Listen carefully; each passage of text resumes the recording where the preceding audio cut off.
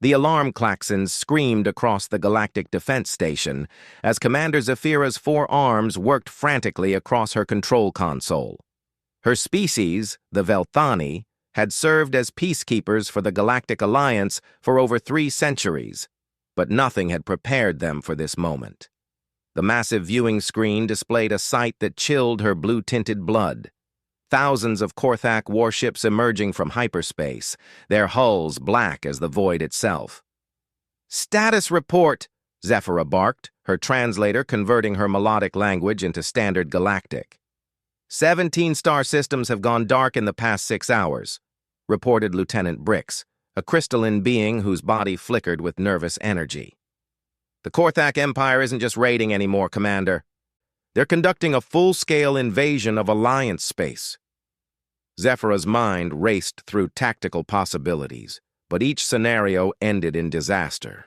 The Korthak were brutal conquerors who enslaved entire worlds, turning peaceful civilizations into mining colonies for their war machine.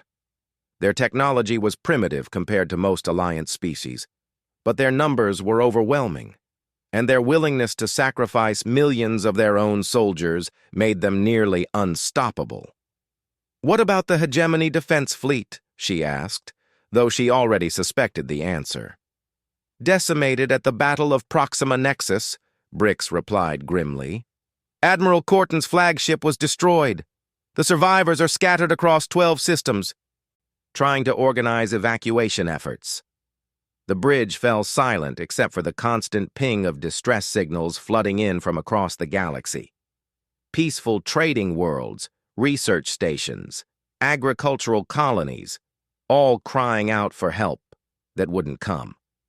The Alliance had grown complacent during centuries of peace, focusing on exploration and diplomacy rather than military might. Now that weakness was proving fatal. "Commander," called out Ensign Mira, a young Altarian with silver skin that reflected her emotions.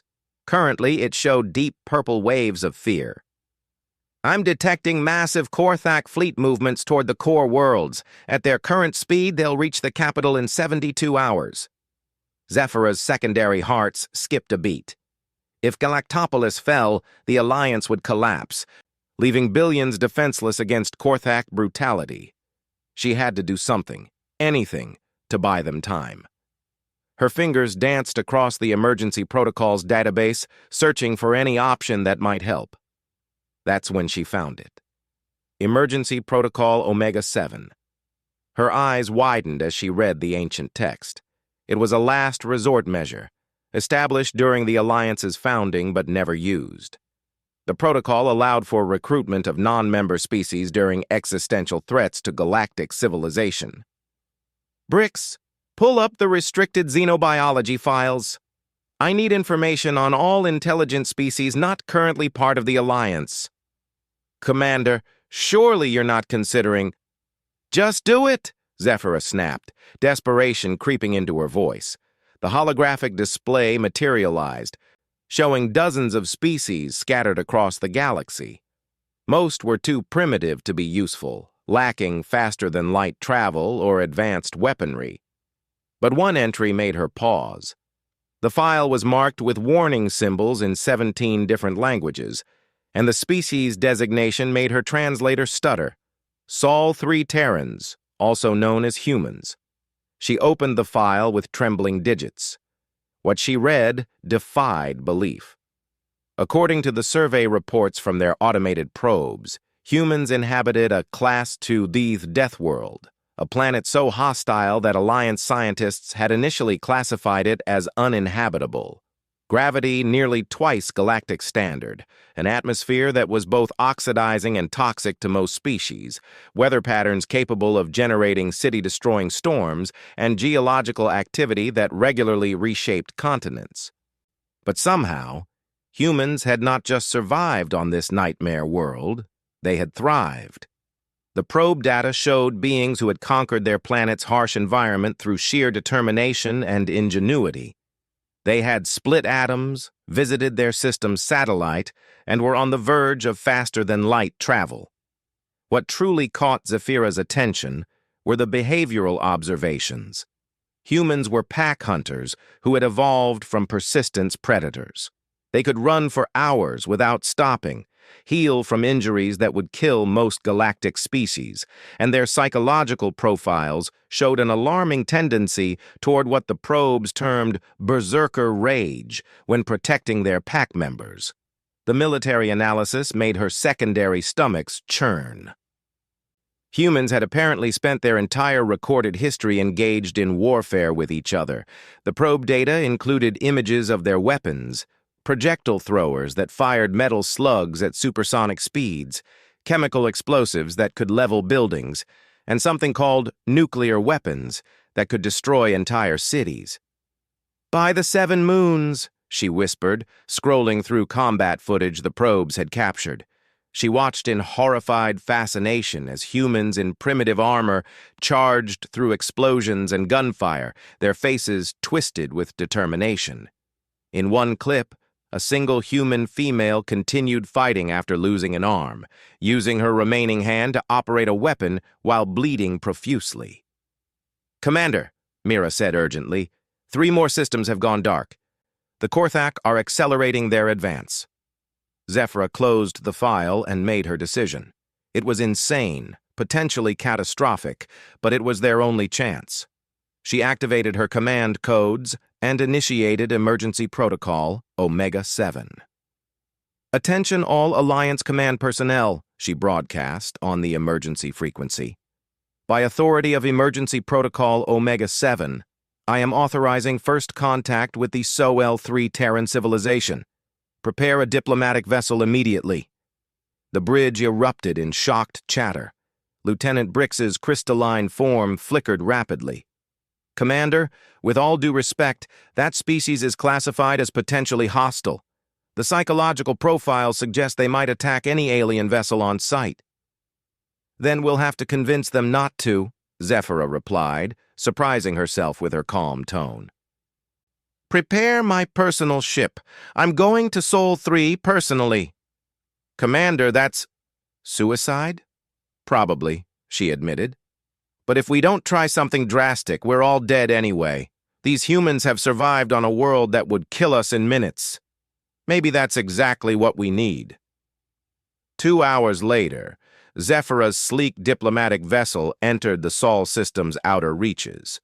Her crew of 3 volunteers, all seasoned explorers who understood the risks, monitored their approach carefully. The system's star was young and violent, emitting radiation that made most species uncomfortable. The planets were a study in extremes: gas giants with crushing atmospheric pressure, rocky worlds either frozen solid or molten with heat. And then there was Sol-3, the 3rd planet from the star. Even from orbit, it looked dangerous. Massive storm systems swirled across its surface, and the probe readings showed electromagnetic activity that would interfere with most Alliance technology.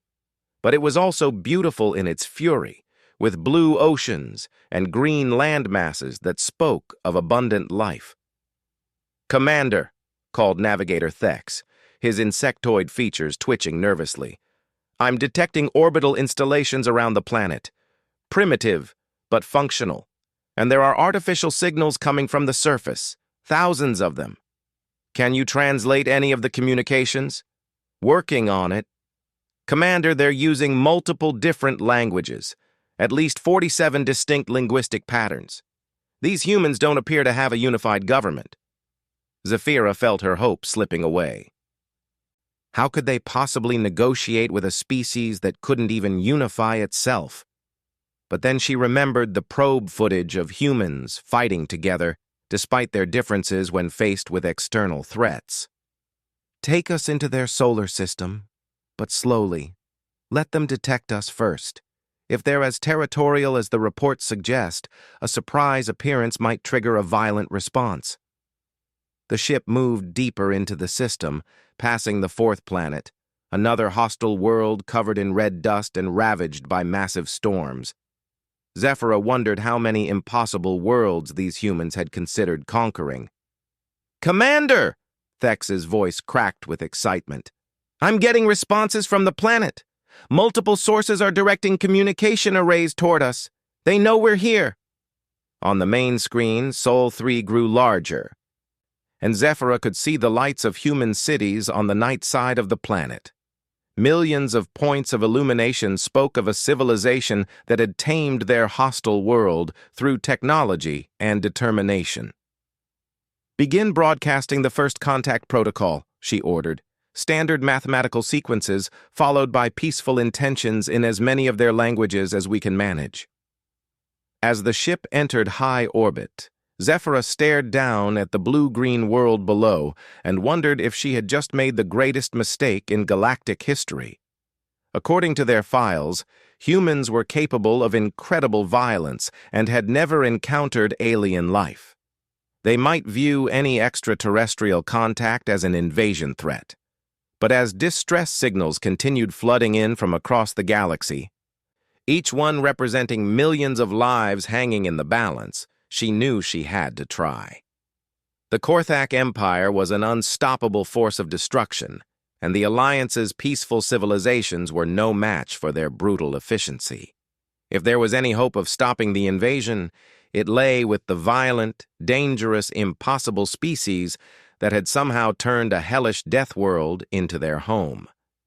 Zephyra could only pray that humans would prove to be the galaxy's salvation, rather than another threat to add to their growing list of problems. The communication array crackled to life, and for the first time in galactic history, two entirely different forms of intelligence were about to make contact. What happened next would determine the fate of countless worlds and billions of lives across the galaxy. The first human voice Commander Zephyra heard would haunt her dreams for years to come, not because it was threatening or alien, but because it was so utterly, terrifyingly calm. "Unknown vessel, this is Houston Control. You are in violation of restricted airspace. Identify yourself immediately, or you will be fired upon." Zephyra's translator worked frantically to convert the meaning, and she noticed something that made her secondary hearts race. The human hadn't asked what they wanted or where they came from. The first assumption was that they might be hostile, and the immediate response was a threat of violence. "Broadcast our peaceful intentions," she ordered Thex. "Include the mathematical sequences and the universal symbols for non-aggression." The response came back within seconds, but this time from a different location on the planet's surface. A new voice, female this time, speaking in a different human language. "Unidentified craft, this is Captain Sarah Chen of the United Earth Defense Command. We have received your mathematical sequences and peaceful intention broadcasts. However, your vessel is unlike anything in our databases. State your origin and purpose immediately." Navigator Thex looked up from his console, his compound eyes reflecting confusion. "Commander, that response came from a different geographical location, but they're somehow coordinating their communications. And they mentioned something called United Earth Defense Command that suggests some form of military organization." Before Zephyra could respond, her communications officer intercepted dozens of additional signals. Human voices speaking in various languages, all apparently discussing their arrival. What amazed her was how quickly they were sharing information across their planet's surface. "Commander," the communications officer reported, "I'm detecting massive increases in electromagnetic activity across the planet. They're mobilizing something." On the tactical display, Zephyra watched with growing amazement as energy signatures appeared around the globe. Within minutes of their arrival, the humans had activated defensive systems on every continent. Orbital telescopes that had been studying distant stars suddenly turned toward their ship. Military installations that had been dormant came online. Most surprisingly, civilian communication networks were buzzing with activity as billions of humans simultaneously learned that they were not alone in the universe. "Incoming transmission, Commander," Thex announced. "Multiple sources, but they appear to be speaking in unison." The main screen flickered to life, showing not one human face, but dozens, representing different skin colors, facial features, and clothing styles. Despite their obvious physical diversity, they spoke with coordinated precision. "Alien vessel, this is the Emergency First Contact Council of Earth," said a middle-aged human male with graying hair. "We represent the unified response of our planet's governments and military forces. We acknowledge your peaceful intentions, but we require immediate clarification of your presence in our system." Zephyra stepped forward, activating the visual transmission.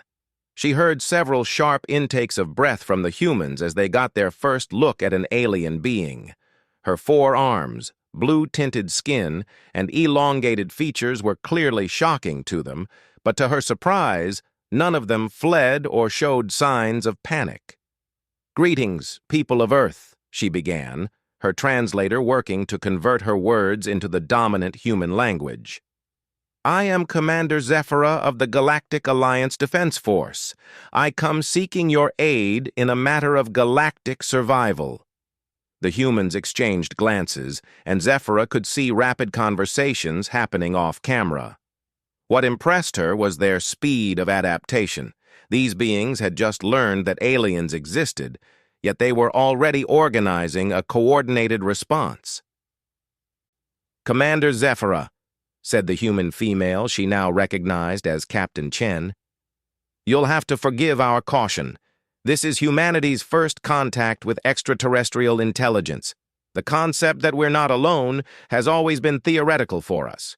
However, you mentioned something about galactic survival. Please explain." Over the next hour, Zephyra laid out the situation facing the galaxy. She explained the Galactic Alliance, the Korthak Empire's invasion, and the desperate need for assistance. She showed them star charts depicting the destruction already wrought across dozens of systems, and tactical analyses showing the Alliance's failed attempts to stop the Korthak advance. The humans listened in absolute silence, their faces growing increasingly grim as the scope of the threat became clear. When she finished, the silence stretched for long moments before Captain Chen spoke. "Commander, let me make sure I understand this correctly. You represent a peaceful alliance of alien civilizations that has existed for centuries. You're being invaded by a hostile alien empire that enslaves entire planets. Your military forces have been defeated, and billions of beings are dying while your alliance collapses. And you've come to Earth because you need warriors." "That is accurate," Zephyra admitted. "I know this must be overwhelming for your species. We would not ask this of you if we had any other choice." Another human, this one wearing what appeared to be military decorations, leaned forward. "Commander, with respect, what makes you think humanity can help where your advanced civilizations have failed? According to what you've told us, we're primitives compared to galactic technology." Zephyra hesitated, then decided honesty was essential. "Because your species has survived on a Class 3 death world. Because you've spent your entire history fighting wars and learning to overcome impossible odds. Because..." She paused, searching for the right words. "Because sometimes the galaxy needs monsters to fight monsters." The humans exchanged looks that Zephyra couldn't interpret. Then something unexpected happened. Several of them began to smile, not pleasant expressions, but the predatory grins of pack hunters who had just spotted prey. "How long do we have?" asked Captain Chen. "The Korthak will reach the Alliance capital in 60 hours, Zephyra replied. "But I should warn you, this isn't your fight. Your world isn't even part of the Alliance. You could simply refuse and—" "Commander," interrupted the decorated military human, "let me stop you right there. You just told us that alien slavers are conquering the galaxy and killing billions of innocent beings. Did you really think humanity would walk away from that?" Zephyra felt a chill run through her exoskeleton.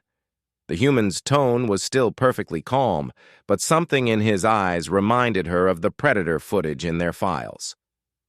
"Besides," added Captain Chen, "if these Korthak successfully conquer your alliance, how long before they turn their attention to Earth? Better to stop them now while we have allies." The speed of humanity's decision shocked Zephyra. Within hours, she watched in amazement as the planet below transformed into a hive of military activity. Human governments that had apparently spent decades in various conflicts were suddenly cooperating with unprecedented efficiency. Military bases that had been pointed at each other were now coordinating joint operations. "Commander," reported Thex, "I'm detecting massive energy buildups across the planet. They're powering up technologies I don't recognize." On the view screen, Zephyra watched as strange aircraft lifted off from hidden installations around the globe. They moved unlike any Alliance vessel she knew, using what appeared to be controlled explosions for propulsion. More surprisingly, they were armed with weapons that seemed primitive, yet somehow menacing. "Captain Chen," she broadcast, "what are those vessels?" "Combat spacecraft," Chen replied matter-of-factly. "We've been developing them in secret for the past 50 years, just in case we ever encountered hostile aliens. Ironic, isn't it?" Zephyra realized that humanity had been preparing for alien contact by assuming it would be hostile. They had weaponized their space program not for exploration, but for war. The implications were both terrifying and encouraging. "How many ships can you deploy?" she asked. "Enough," came the reply from multiple human voices simultaneously. Over the next 12 hours, Zephyra witnessed something that defied every assumption about primitive civilizations. Humanity didn't just mobilize a military response, they mobilized their entire species. Factories that had been producing consumer goods were retooled to manufacture weapons. Research facilities abandoned their civilian projects to focus on military applications. Most incredibly, billions of humans volunteered for what they knew would likely be a suicide mission to save aliens they had never met. "Commander," called out her tactical officer, "you need to see this." The display showed Earth's orbital space, now filled with human spacecraft. But these weren't just military vessels. Cargo ships had been hastily fitted with weapons. Civilian shuttles carried armed human soldiers. Even their orbital stations had been converted into weapons platforms. "How many?" Zephyra whispered. "Preliminary count shows over 50,000 vessels, with more launching every hour," the tactical officer reported. "Commander, they're not just sending their military. They're mobilizing their entire civilization." A new transmission came from the planet's surface. This time, it was a single human, elderly, but with eyes that burned with fierce determination. "Commander Zephyra, this is General Harrison, Supreme Commander of the Human Expeditionary Force. We've reviewed your tactical data and identified several weaknesses in Korthak battle doctrine. However, we'll need detailed intelligence on their technology and troop movements. How soon can you get us to the war zone?" Zephyra stared at the human face on her screen. Less than a day ago, this species had been unaware that aliens existed. Now they were preparing to launch themselves across the galaxy to fight an enemy they had never encountered, to save civilizations they had never met. "General," she said slowly, "our fastest ships can reach the front lines in 36 hours. But I must warn you, the Korthak are brutal opponents. They don't take prisoners. They don't show mercy. And they have numerical superiority of at least 20 to 1. General Harrison's smile was absolutely terrifying. "Commander, humanity has been outnumbered before. It's never stopped us. Besides," he added, "you're about to learn something important about humans. We don't just fight to win. We fight to make sure our enemies regret ever starting the fight in the first place." As Zephyra prepared to lead humanity's fleet toward the war zone, she realized that she might have just unleashed something far more dangerous than the Korthak Empire. But for the first time since the invasion began, she felt hope. The galaxy's monsters were about to meet Earth's Deathworlders, and she suspected the universe would never be the same. The journey to the war zone took 34 hours, and Commander Zephyra spent every moment of it trying to understand what she had brought into the galaxy. The human fleet that followed her ships defied every principle of military organization she knew. Their vessels were loud, inefficient, and seemed to be held together by determination and what they called duct tape. Yet somehow, they maintained perfect formation across 17 light-years of hyperspace travel. "Commander," reported Navigator Thex, "the human vessels are using a completely different form of faster-than-light travel. They're literally punching holes through reality and forcing their ships through the gaps." Zephyra reviewed the technical data with growing amazement. Human FTL technology was indeed primitive, but it was also completely unpredictable to enemy sensors. While Alliance ships created smooth hyperspace corridors that could be tracked and intercepted, human ships simply disappeared and reappeared without warning. "And Commander," Thex added nervously, "their life support systems are operating at parameters that would be lethal to most galactic species.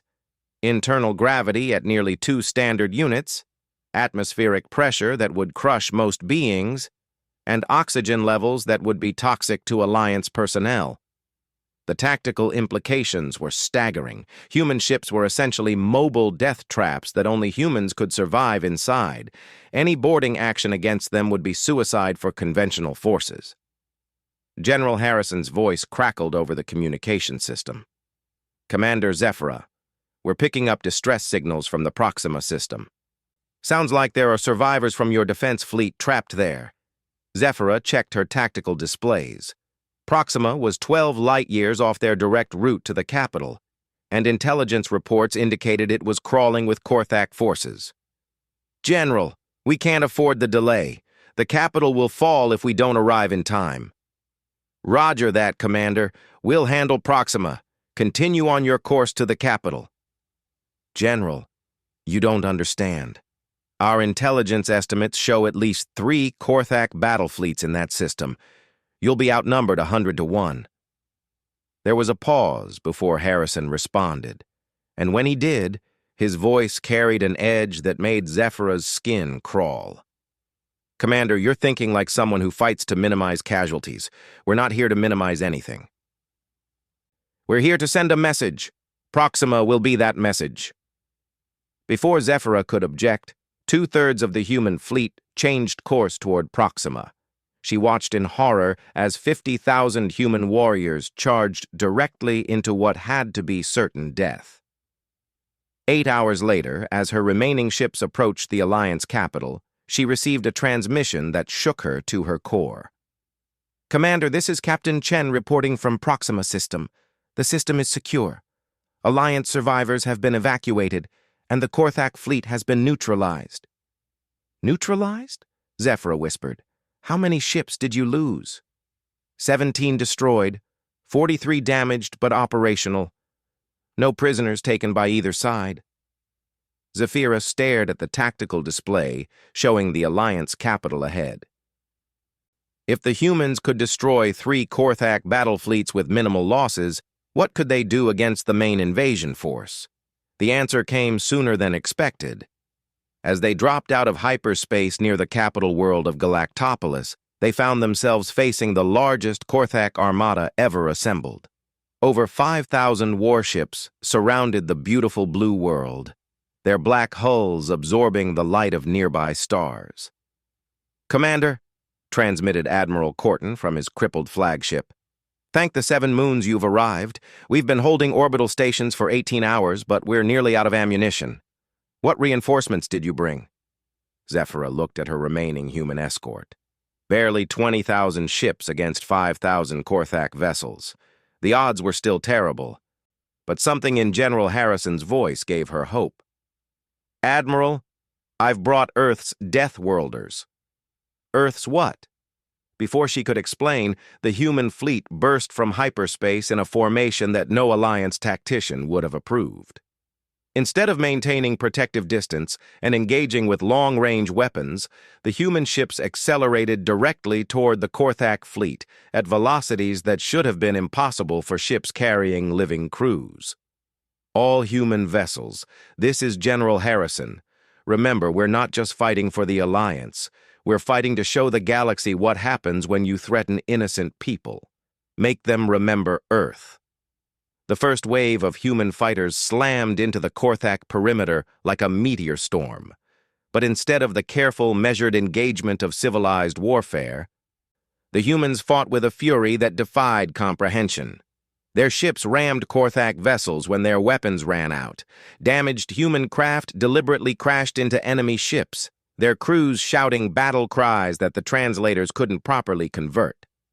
"By all the stars," whispered Admiral Cortan over the communication channel. "They're fighting like they have nothing to lose." Zephyra watched the tactical display with growing amazement. The humans weren't just attacking the Korthak fleet, they were terrorizing it. When Korthak commanders ordered their traditional slave soldier charges, they found themselves facing humans who had somehow boarded their ships and were fighting hand-to-hand in the corridors. The reports from Korthak vessels were chaotic and desperate.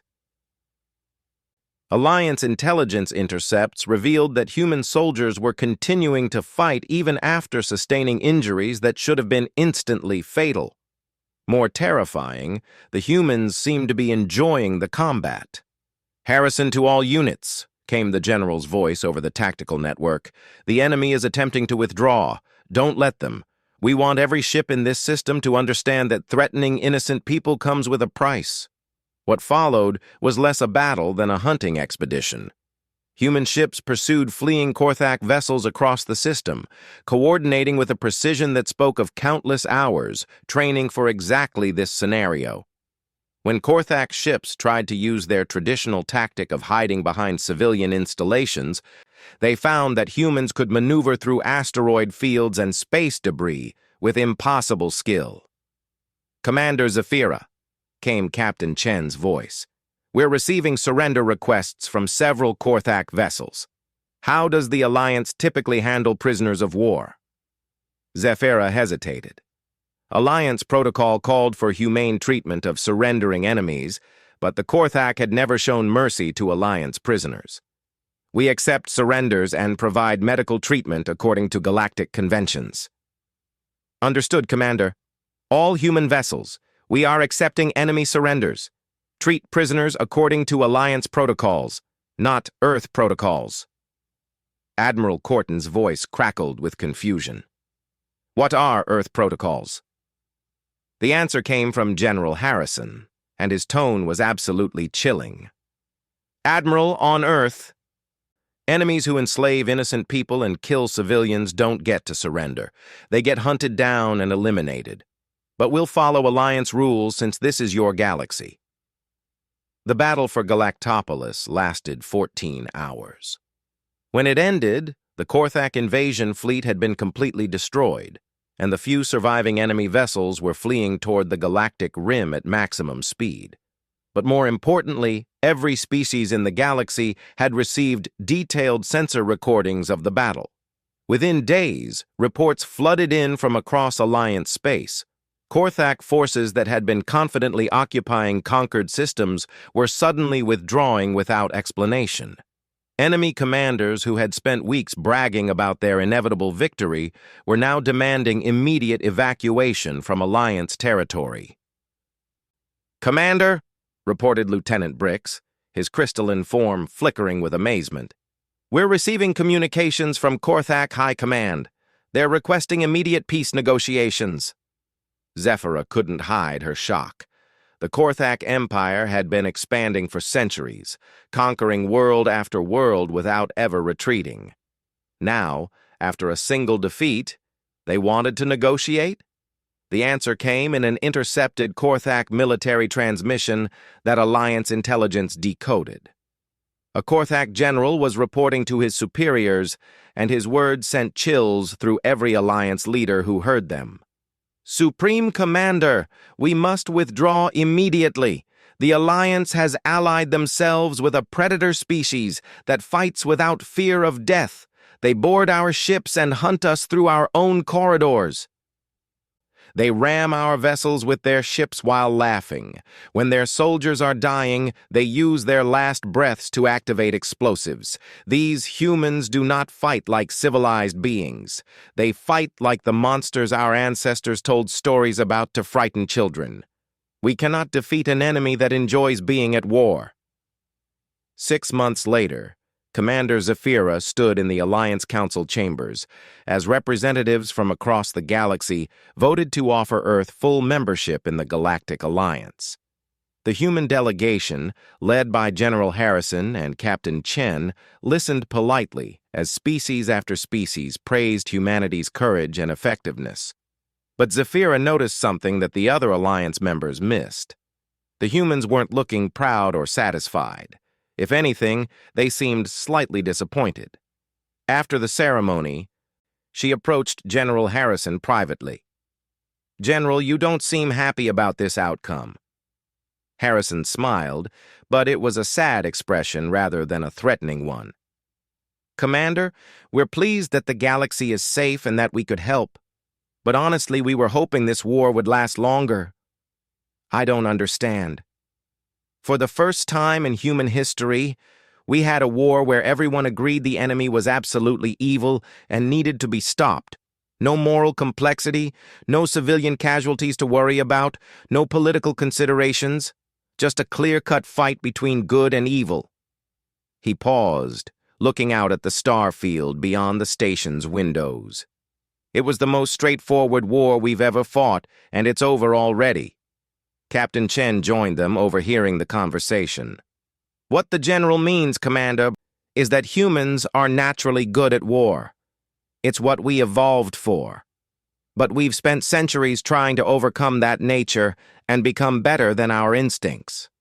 Having a war where we could be warriors without moral compromise was refreshing." Zephyra realized she was looking at the most dangerous and most admirable species she had ever encountered. Humans were indeed perfectly evolved predators, but they had somehow evolved beyond their predator nature to become protectors. They didn't fight because they enjoyed killing. They fought because they couldn't stand to see innocents suffer. "There is one thing I'm curious about," she said. "Your species has never encountered aliens before, yet you immediately agreed to fight for us. Why?" General Harrison and Captain Chen exchanged glances. Then Harrison answered, "Commander, when you told us that billions of innocent beings were dying and being enslaved, did you really think humanity would need to discuss whether or not to help?" As Zephyra watched the human delegation prepare to return to Earth, she realized that the galaxy had gained more than just powerful allies. They had gained guardians who would ensure that no empire would ever again threaten the innocent with impunity. The Korthak had called for backup and discovered they were facing an entire galaxy determined to stop them. But when the galaxy had called for backup, Earth's Deathworlders had answered without hesitation, and the universe would never be the same.